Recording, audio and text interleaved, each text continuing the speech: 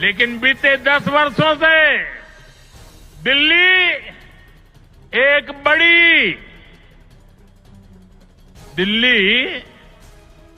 एक बड़ी आपदा से घिरी है। अन्ना हजारे जी को सामने करके कुछ कट्टर बेईमान लोगों ने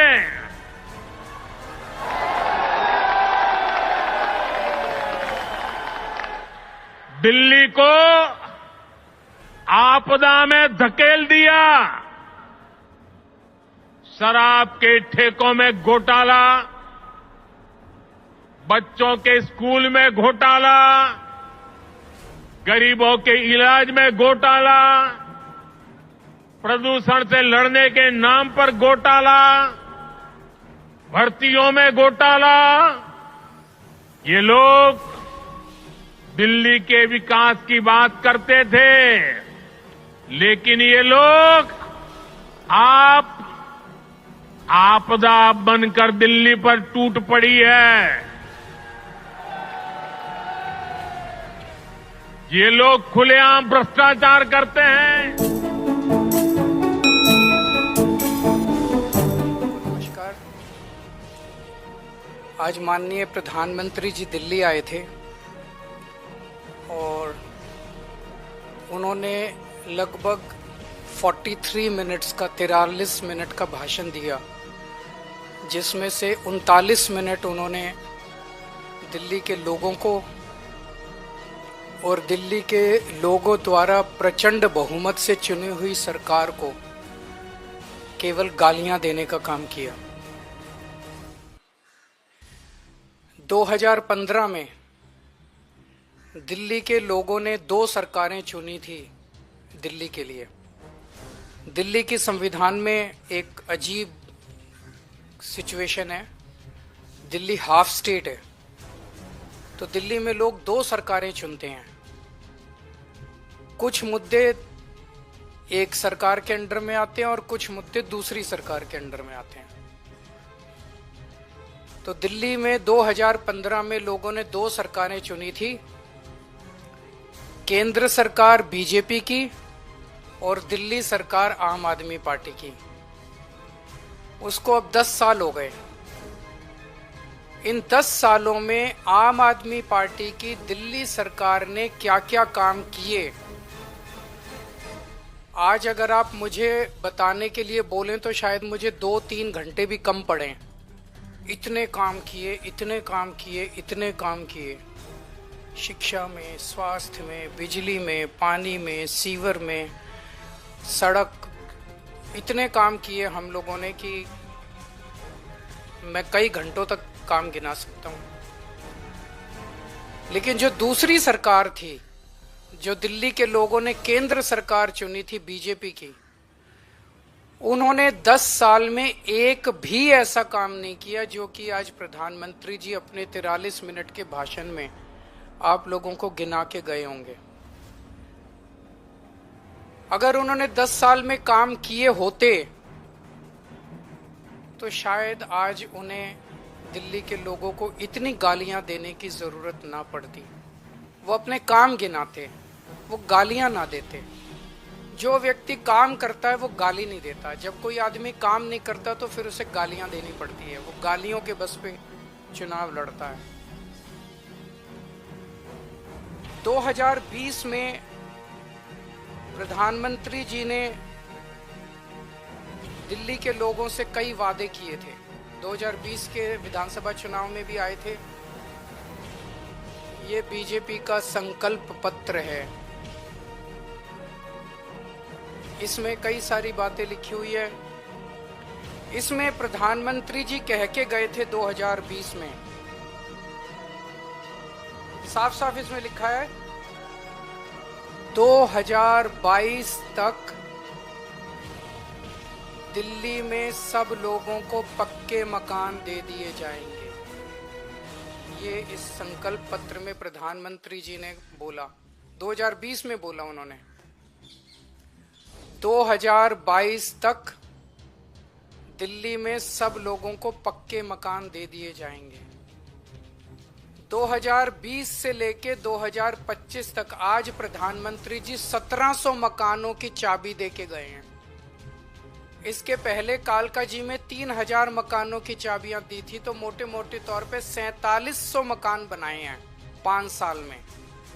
4700 मकान बनाए हैं 5 साल में। दिल्ली में 4 लाख झुग्गियां हैं, 15 लाख लोगों को मकान चाहिए। 4700 मकान इन्होंने 5 साल में बनाए हैं। मुझे लगता है कि शायद 200 साल का प्रोग्राम बीजेपी ने बनाया है। ये संकल्प पत्र 5 साल का नहीं है, 200 साल का है। 200 साल भी इस रेट पे अगर 5-5 साल में 1700 मकान बनेंगे, तो ये जो झुग्गी झुग्गी में जाके कह रहे हैं पक्के मकान देंगे, तो अगले 1700 मकान जो हैं वो 2030 के चुनाव के पहले बन के तैयार होंगे। और शायद वो देने की जरूरत भी ना पड़े, जिस तरह से ये झुग्गियां उजाड़ रहे हैं। पिछले 5 साल के अंदर इन लोगों ने झुग्गियां तोड़ तोड़ के 2,78,796 लोगों को बेघर कर दिया। प्रधानमंत्री जी वादा करके गए थे मैं तुमको पक्के मकान दूंगा, लेकिन धोखा दिया, पीठ में छुरा घोंपा। लोगों के बच्चों को सड़क पे लाके, कितने सारे ऐसे इनके नेता जाते हैं झुग्गियों में सोते हैं, और 2 महीने के बाद उन्हीं झुग्गी वालों को उनकी झुग्गियां तोड़ के उनके बच्चों को सड़क के ऊपर, भरी ठंड के अंदर सड़क के ऊपर सोने को मजबूर कर देते हैं। 2,78,796 लोगों को इन्होंने 5 साल के अंदर बेघर किया। आज मैं आपको लिख के दे रहा हूं, मेरी बात नोट कर लेना। 2030 के चुनाव में अगर इन लोगों को वोट दे दिया, 2030 के चुनाव के पहले दिल्ली की सारी झुग्गियां तोड़ देंगे। 1700 फ्लैट भी नहीं देने वाले अगले 2030 के चुनाव तक। ये सारी झुग्गियां तोड़ देंगे, एक भी पक्का मकान ये लोग नहीं देने वाले। ये लोग गरीबों के दुश्मन हैं ये लोग। और जो 3000 कालका जी में मकान दिए हैं इन्होंने, एक बारी जाके देख लो, नरक से भी बदतर है। लोग कह रहे हैं इससे तो झुग्गी अच्छी थी, पक्के मकान क्या दिए। नरक से भी बदतर दशा है वहां पे। लोगों की न सीवर है, न पीने का पानी है, कुछ भी नहीं है वहां पे। पूरी बुरी हालत है वहां पे लोगों की, जो कालका जी के अंदर रह रहे हैं। आज प्रधानमंत्री जी 10 साल के बाद आके 3 कॉलेजेस का शिलान्यास करके गए। कॉलेज शुरू नहीं हुए अभी, आज भूमि पूजन हुआ है, आज शिला रखी गई है, शिलान्यास हुआ है, नींव रखी गई है उन कॉलेज। मैं प्रधानमंत्री जी को कहना चाहता हूं, प्रधानमंत्री जी 10 साल लग गए आपको 3 कॉलेजों की शिला रखने में। इन 10 सालों में जब तक आप शिला रख रहे थे, इन 10 सालों में मैंने 22,000 क्लासरूम बना दिए, 3 नई यूनिवर्सिटी बना दी, 11 नए वोकेशनल कॉलेज बना दिए और 6 यूनिवर्सिटी कैंपस बना दिए। जितना टाइम आपको 3 शिलान्यास रखने में लगा, उतने टाइम में हम लोगों ने 22,000 क्लासरूम बना दिए, 3 नई यूनिवर्सिटी बना दी, 6 नए यूनिवर्सिटी कैंपस बना दिए और 11 नए वोकेशनल कॉलेजेस बना दिए। हमारी काम करने वाली सरकार है, हमारी शिलान्यास रखने वाली सरकार नहीं है, जो चुनाव के पहले आती है और शिलान्यास रख के चली जाती है। मैं प्रधानमंत्री जी को कहना चाहता हूं, आप तो इतने ताकतवर आदमी हैं, आपके पास अथाह पैसा है, भारत सरकार के पास अथाह पैसा है, आपके पास इतनी पावर है, अथाह पावर है। एलजी आपका, पुलिस आपकी, 7 MP दिल्ली के आपके। मैंने 3 नई यूनिवर्सिटी बनाई, आप 30 नई यूनिवर्सिटी बनाते दिल्ली के अंदर, और आज आपको हमें गालियां देने की जरूरत नहीं पड़ती। आज आप दिल्ली के अंदर आते, दिल्ली के लोग आपको सर आंखों पे उठा लेते। मैं प्रधानमंत्री जी को कहना चाहता हूं, मैंने 22,000 क्लासरूम बनाए, आप 1 लाख क्लासरूम बना देते प्रधानमंत्री जी, लंबी लकीर खींचते। केजरीवाल ने इतना काम किया, उसके सामने लंबी लकीर खींच देते, केजरीवाल छोटा बन जाता। लोग आपकी वाह वाह करते। आपको मुझे गाली 39 मिनट तक आपको गालियां देने की जरूरत ना पड़ती अगर आप कुछ काम करके दिखाते प्रधानमंत्री जी। आपकी वाह वाह होती। मैंने 530 मोहल्ला क्लिनिक बनाए 5 साल के अंदर दिल्ली में।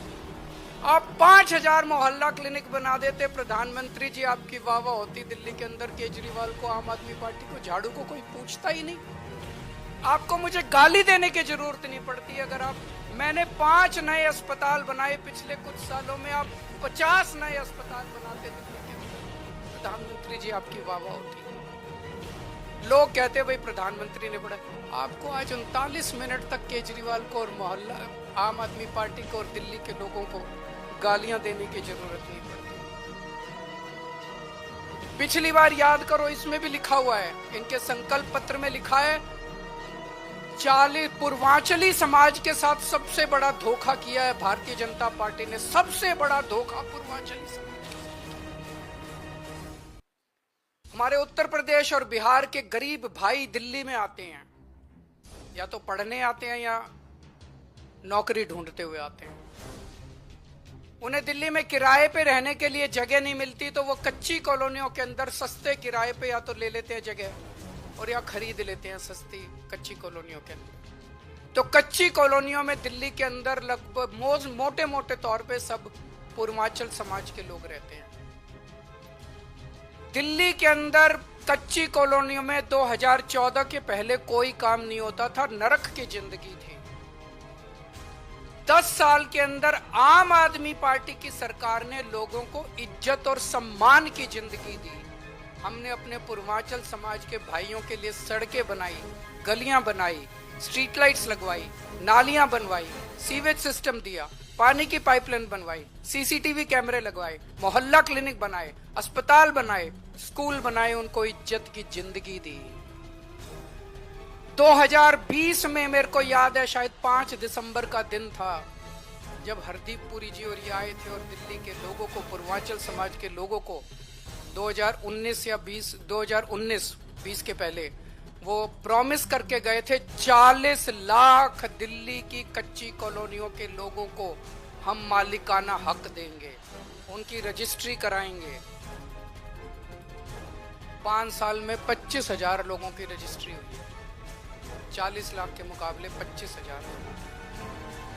तो लोग कहने लगे हैं, जो कहते हैं वो तो कम से कम बिल्कुल नहीं करते ये लोग, और कुछ करे ना करे, जो ये वादा करते हैं वो तो आप ये लिखवा लो कि ये बिल्कुल नहीं करते। आज प्रधानमंत्री जी बोले दिल्ली में आपदा आई हुई है, कई बार उन्होंने कहा दिल्ली में आपदा आई हुई है, दिल्ली में आपदा। आपदा दिल्ली में नहीं आई, आपदा भाजपा में आई हुई है। 3 तरह की आपदा भाजपा में आई हुई है। पहली आपदा, भाजपा के पास सीएम चेहरा नहीं है। दूसरी आपदा, भाजपा के पास नैरेटिव नहीं है, उन्हें पता ही नहीं चुनाव किस मुद्दे पे लड़ना है। तीसरी आपदा, भाजपा के पास कोई भी एजेंडा नहीं है इस चुनाव के लिए। तो 3 आपदा भाजपा के अंदर आई हुई है और एक आपदा दिल्ली में आई हुई है, वो है कानून व्यवस्था। दिल्ली के अंदर खुलेआम गैंगस्टरों की गोलियां चल रही हैं, लेकिन अमित शाह को सुनाई नहीं दे रही। दिल्ली के अंदर महिलाएं रो रही हैं, चीख रही हैं, चिल्ला रही हैं, उनकी चीख पुकार अमित शाह की और मोदी जी के कानों तक नहीं पहुंच रही।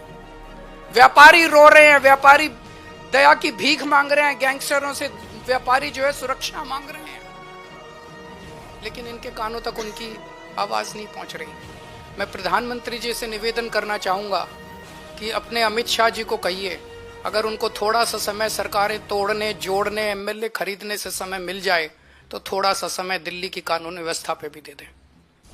और जो काम दिल्ली सरकार कर रही है, शिक्षा में, स्वास्थ्य में, बिजली में, पानी में, महिलाओं के लिए, बुजुर्गों के लिए, उस काम को लोग आपदा नहीं आशीर्वाद कहते हैं।